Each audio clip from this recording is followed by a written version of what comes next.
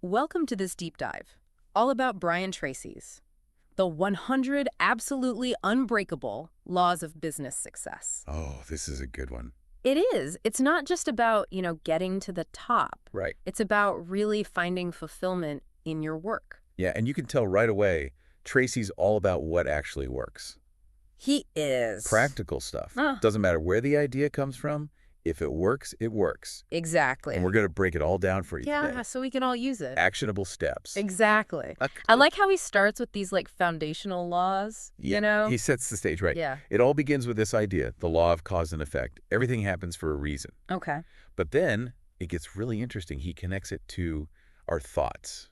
Okay. Like our thoughts are the seeds, right? Oh, interesting. They grow into our lives. It's a theme he comes back to again and again. So it's more than just think positive. It's about understanding that our thoughts really do shape things. Absolutely. Yeah. Like they have a real impact. Yeah.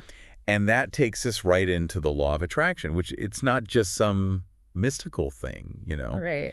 It's about we become magnets for what we think about most. Mm-hmm. I mean, you've probably had this happen. You think of someone and then they call. Oh, yeah, for sure. But how does that magnet thing work in business? Is it just about visualizing success? It's deeper than that. Yeah. It's got to be your thoughts, your beliefs, and your actions all lined up with your goals. Okay. It's understanding that your dominant thoughts, they're like a blueprint Okay. that draws similar experiences to you. So if you're always focused on the problems and limitations, you're going to get more of those. Sadly. Yeah. Whereas if you're focused on solutions and opportunities... That's when the good stuff starts showing up. Interesting. The right people, the right chances, even making better decisions just seems to flow. So it's about setting up the right environment in your mind, I guess? Exactly. An environment for success. That makes sense. So where does the law of correspondence fit in? What's that all about? That's the link between our inner world and our outer world. Okay. It's basically saying what's going on outside of us is a mirror of what's going on inside. Okay. So if you're working on that positive mindset, if you're focused on abundance, Yeah.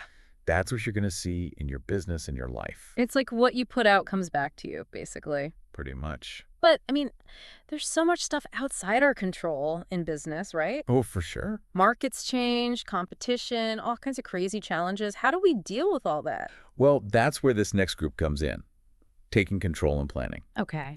And the law of control acknowledges that, yeah, change is going to happen, but it gives us the power to choose how we react to it. Instead of feeling like a victim of it, we're in charge of how we respond. You got it. I like that. And here's where the law of belief kicks in, too. What we believe really does become our reality. It's like a self-fulfilling prophecy.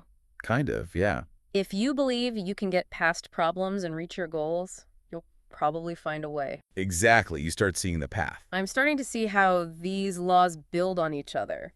You control your thoughts, attract what you focus on, and your beliefs shape your reality. But then how do you turn all that into action?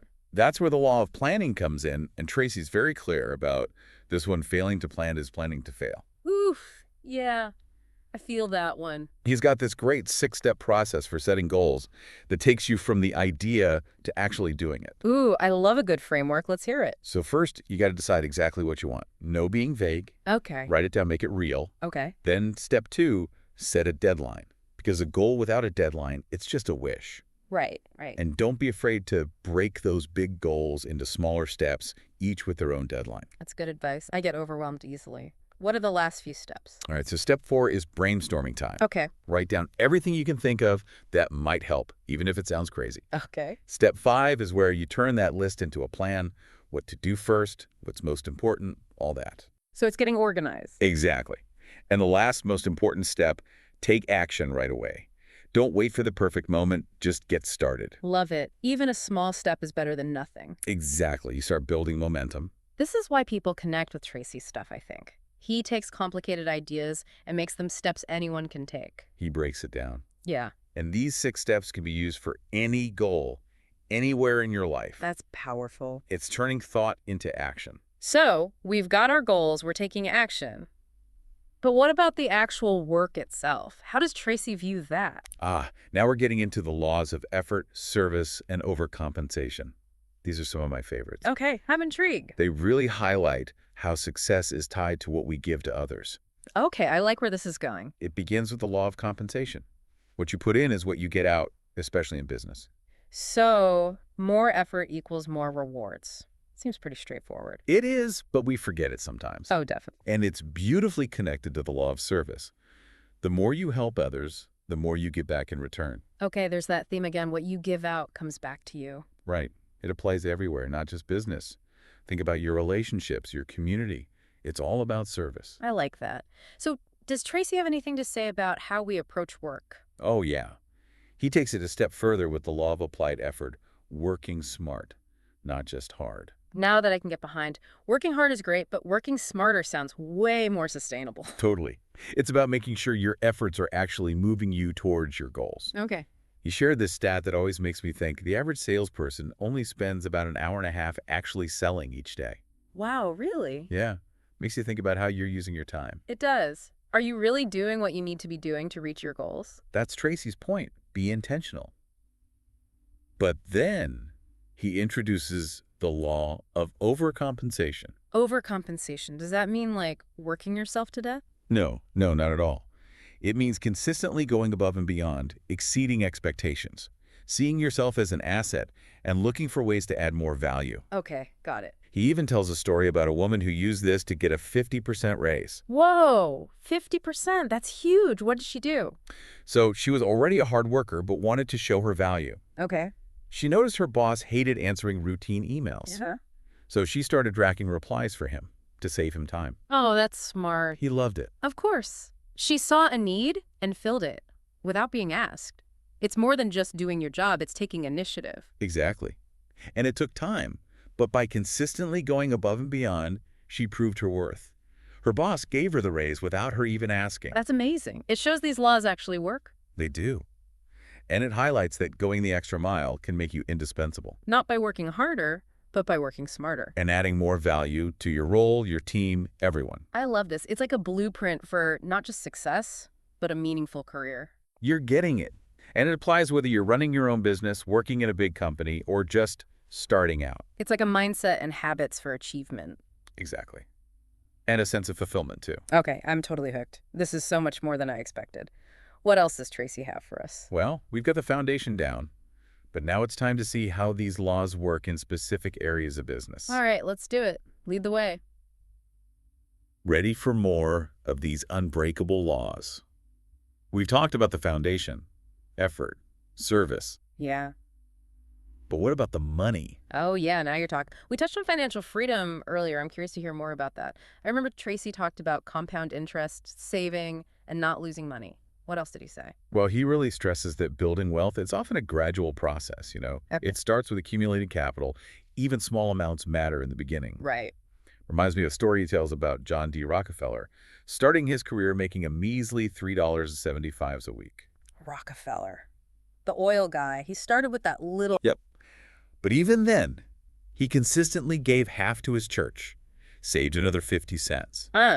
Not a fortune, but it embodied that law of accumulation. Okay. The power of consistently putting something aside, no matter how small. So it's more about the habit than the amount. Exactly. And as you build those savings, something shifts in your mindset too. Oh, interesting. You start believing you can create wealth, and that belief, remember, the law of attraction, it attracts more opportunities. Right. It's like a snowball effect.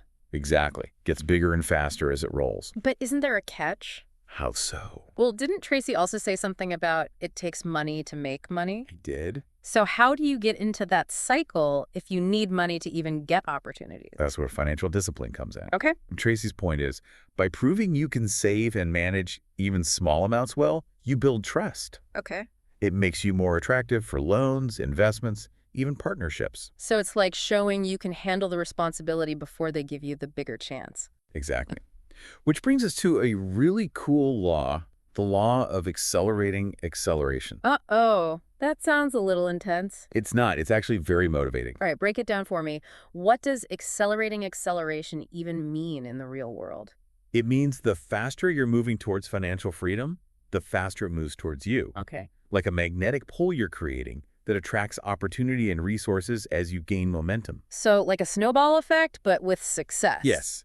And Tracy backs this up with that classic saying, nothing succeeds like success. Right, right. Each win builds your confidence, attracts more opportunities, and fuels the whole cycle. Like a positive feedback loop. Exactly. Think about successful startups. Early wins often lead to more funding, more partnerships, more talented people wanting to join. It just accelerates their growth. I can see how that works. It's not just wishful thinking. It's the energy you build through actually doing things and achieving those wins. But for someone starting from scratch, how do they get that momentum going? Tracy suggests a little exercise to illustrate this. Have you heard of the penny doubling challenge? Vaguely, I think. Remind me how it works. You start with a penny and double it every day for 30 days. Okay, that sounds easy enough. Right. So day 1, 1 cent, day 2, 2 cents, day 3, 4 cents, and so on. Uh-huh. I have a feeling this is going to be more than it sounds. By the 30th day, you'll have over $5 million. No way. Okay, that's way more than I was picturing. It really shows how those consistent small actions can lead to massive growth over time. That's the point. This isn't about get-rich-quick schemes. Right. Tracy is highlighting the power of compound growth. Think about Warren Buffett. He built his fortune through long-term investing, letting his wealth compound over decades. It's about patience, discipline, believing in consistent action. That penny doubling example really makes you think. And it's not just about money. It's about building anything, a business, your career, even relationships. Those small, consistent efforts add up over time. You got it. It's shifting your perspective from short-term to long-term growth. Right.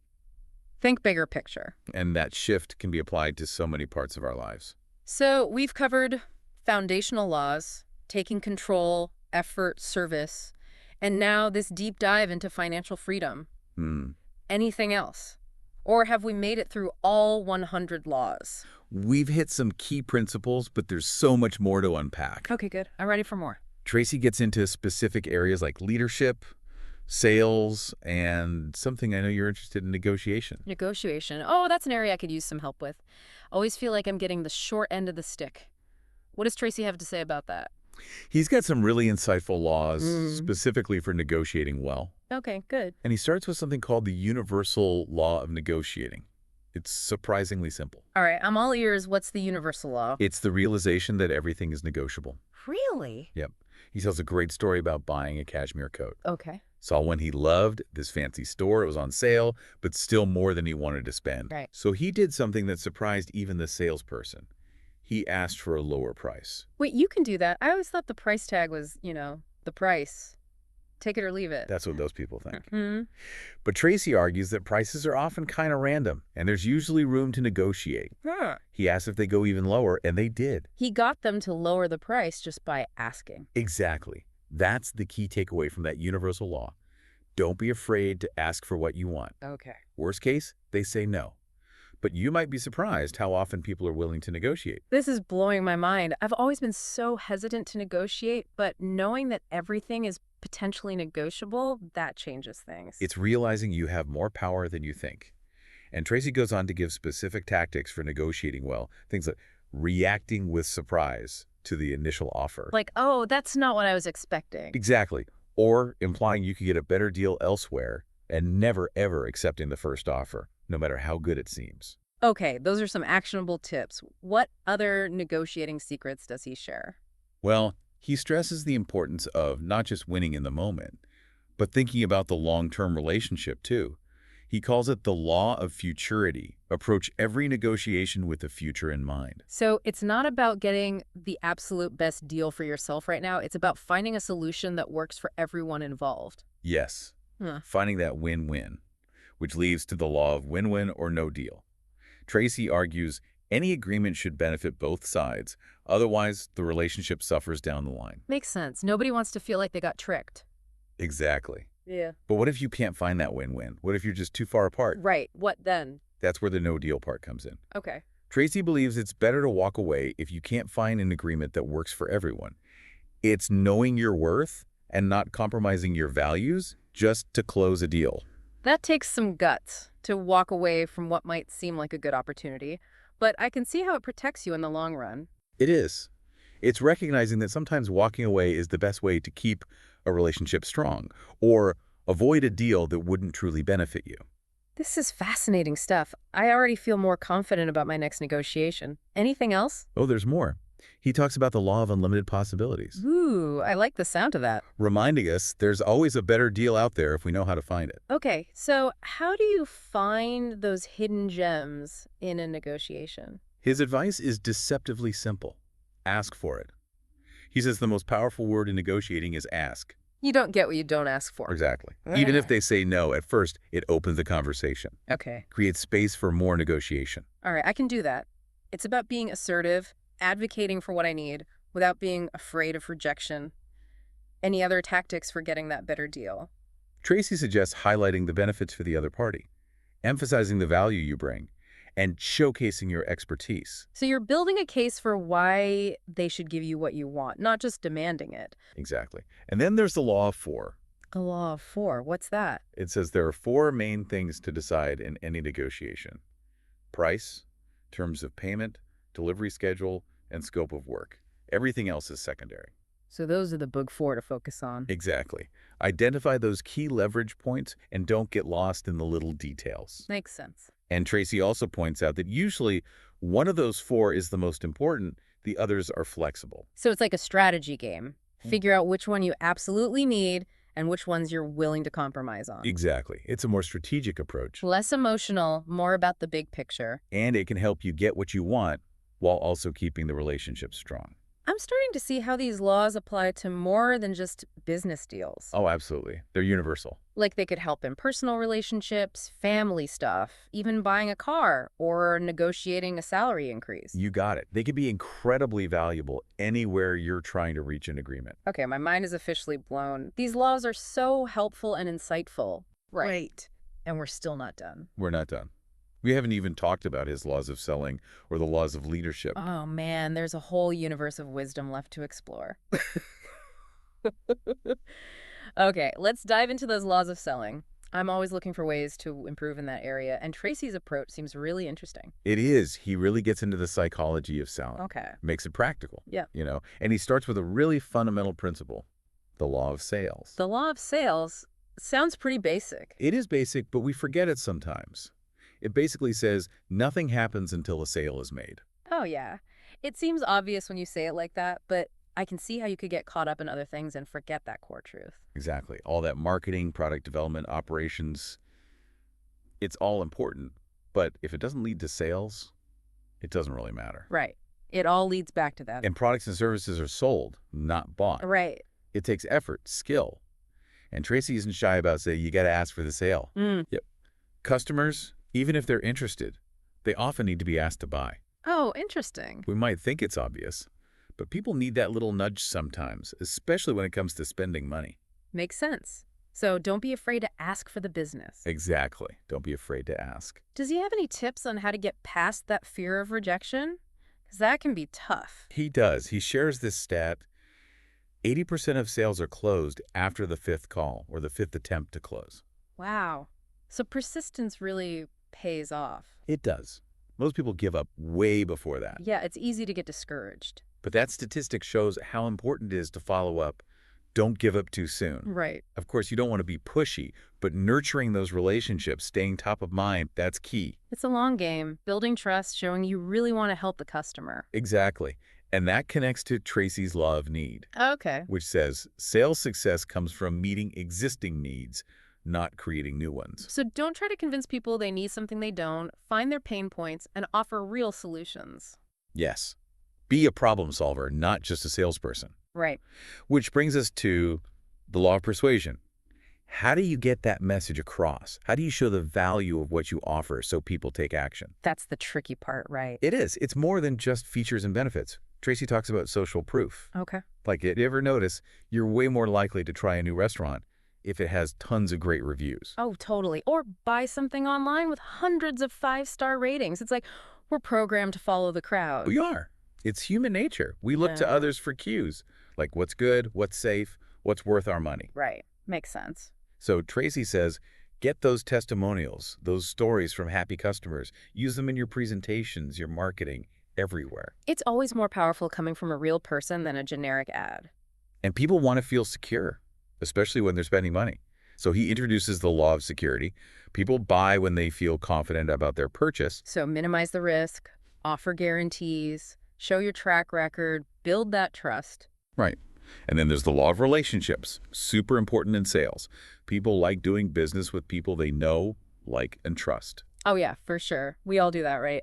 buy from a friend, someone we have a good connection with, even if their product isn't the absolute best or cheapest. It's how we're wired. That's why building genuine relationships with customers is so important to Tracy, not just closing deals.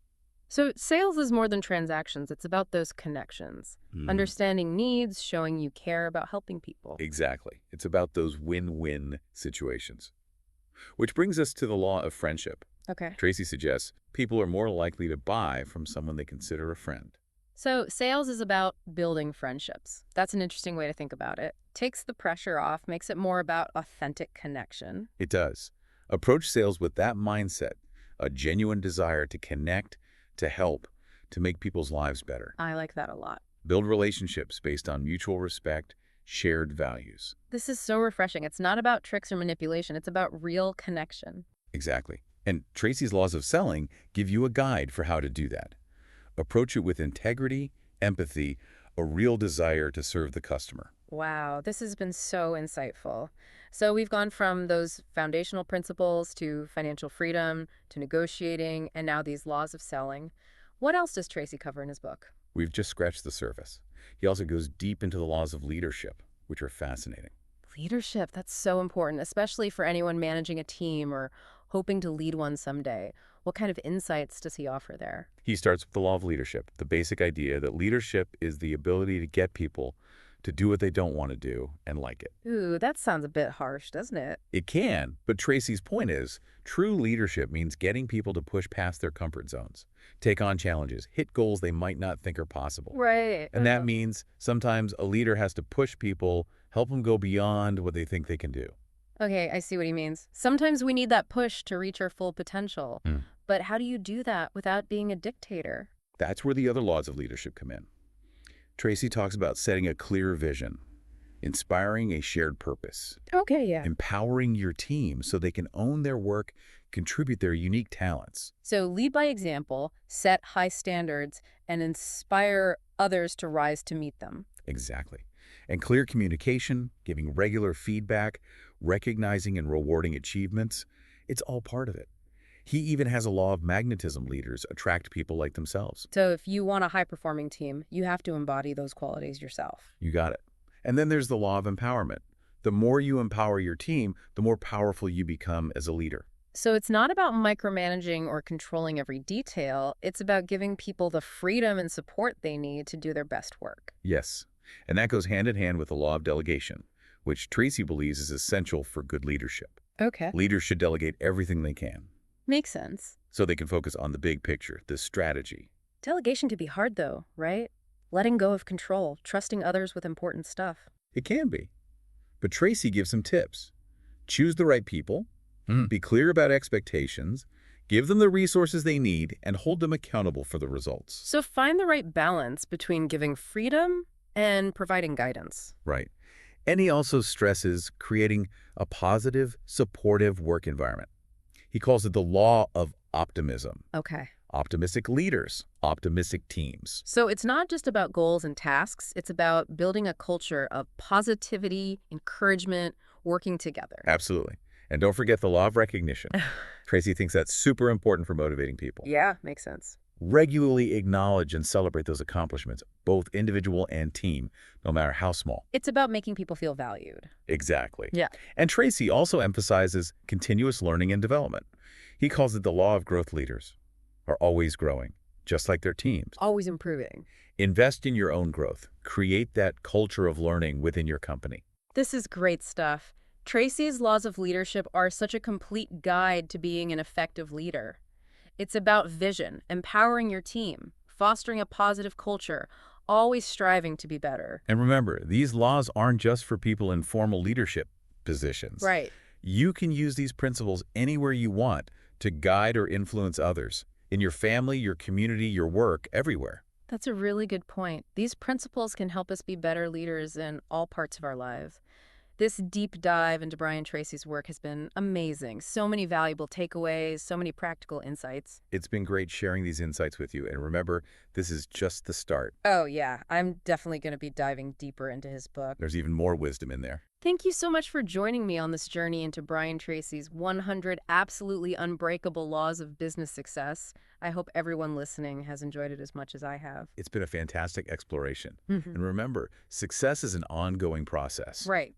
Keep learning, keep growing, keep applying these principles every day. Until next time, keep striving for excellence and making a difference in the world.